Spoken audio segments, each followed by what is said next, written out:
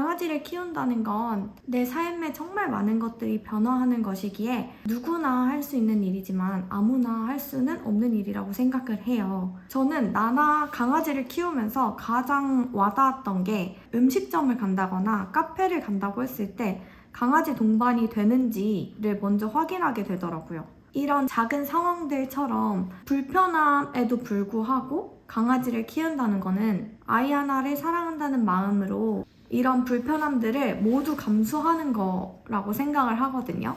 저는 지금 15살 미니핀 나나라는 강아지를 반려하고 있는데요. 15년 동안 나나를 반려를 해보니 사실 저의 마음만으로 나나가 건강하지는 않더라고요. 저는 이 두 가지를 몰라서 나나가 6년 동안 피부 문제를 앓았었는데요. 6년 동안 피부병으로 엄청 고생을 했었거든요. 제가 만약 초보 반려인이 된다면 이렇게는 안 했을 텐데 했던 두 가지 핵심 꿀팁을 알려드릴게요. 이제 막 가족을 맞이하려고 준비하는 분이시거나 아니면 지금 반려가족을 반려하고 있는데 내가 뭘 잘 못해주고 있나? 하는 고민이 있으신 보호자님들께서는 이번 영상을 꼭 끝까지 시청해주셨으면 좋겠어요.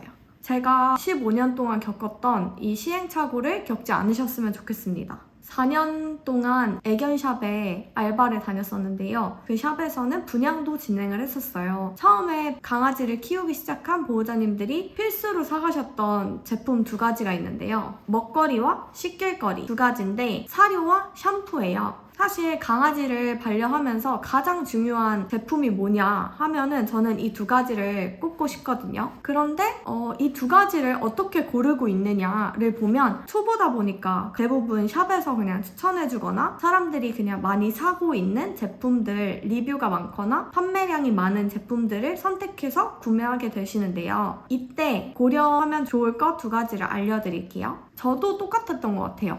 나나를 처음 데려와서 먹였던 사료를 보면 애견샵에 갔을 때 그냥 추천해주셨던 사료였고 나나한테 사용했던 샴푸, 세정제를 생각해보면 그것도 알바했던 애견샵에서 그냥 사장님이 추천해주셨던 샴푸였던 것 같아요. 지금 제가 후회하고 있는 건 이때 나나 입장에서 나나한테 잘 맞는 먹거리와 씻을거리를 생각해서 선택을 했다면 아마 나나가 6년 동안 앓았던 피부 문제는 그렇게 길지 않았을 것 같다. 6년 동안이나 앓지 않았을 것 같다. 또는 아예 피부 문제가 생기지 않았을 수도 있겠다라는 생각이 들더라고요. 그래서 여러분들은 이 두 가지를 꼭 아셨으면 좋겠는데 그럼 이 두 가지를 선택할 때 어떻게 선택을 해야 하냐라고 물어보시면 먼저 먹거리는요. 사료에는 화학 첨가물이 정말 많이 들어가 있어요. 근데 이 화학 첨가물이 처음에 그냥 먹을 때는 그렇게 몸에 나타나지 않아요. 몸에 무슨 이상이 나타나거나 이런 게 없어요. 근데 이게 주식이다 보니까 하루에 막 2번, 3번 이렇게 먹잖아요. 강아지들이. 근데 그렇게 먹다 보면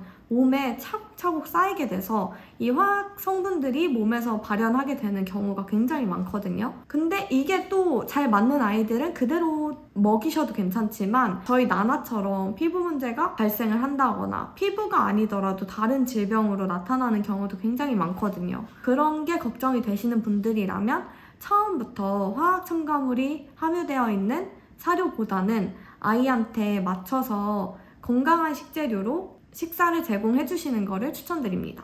그리고 씻을거리인 샴푸 또한 마찬가지인데요. 사실 나나는 먹거리도 먹거리지만 씻는 제품을 바꾸고 나서 굉장히 많이 빠르게 호전이 됐었어요.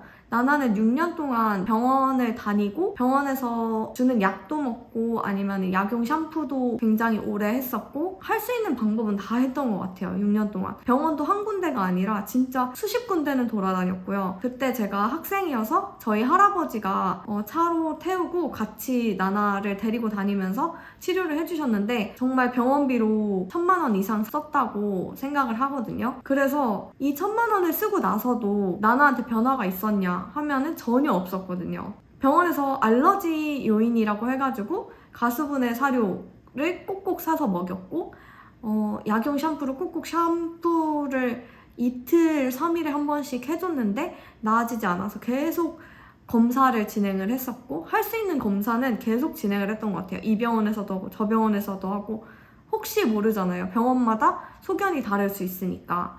그래서 그렇게 진행을 했었는데도 불구하고 마지막으로 났던 여러 병원에서 공통적으로 얘기했던 이유가 유전적인 거다. 유전적인 거라서 해결해줄 수 있는 게 없다. 그냥 가수분해 사료, 알러지원 제거한 사료를 좀 열심히 계속 먹이고 씻기는 것도 조금 더 자주 씻기고 그렇게 진행을 해주는 수밖에 없다라는 얘기를 듣고, 유전적인 문제라면 내가 해줄 수 있는 게 이거밖에 없을까? 라는 생각이 들더라고요. 그래서 그때서야 나나의 입장에서 좀 생각을 하게 됐고, 이 아이가 생각했을 때 좀 더 편안한 사용감, 편안한 향, 아니면은 이 피부 문제의 가려움이라도 좀 줄여줄 수 있는 어떤 성분 같은 거를 제가 공부하고 파기 시작했어요. 그래서 그거를 공부하고 파기 시작하니까 샴푸의 성분을 들여다보게 된 거예요. 근데 액상 샴푸는 무조건 화학 성분, 화학 계면활성제가 들어있다는 걸 알게 됐고, 나나한테 그러면 이 성분이 도움이 되지 않겠다 싶어서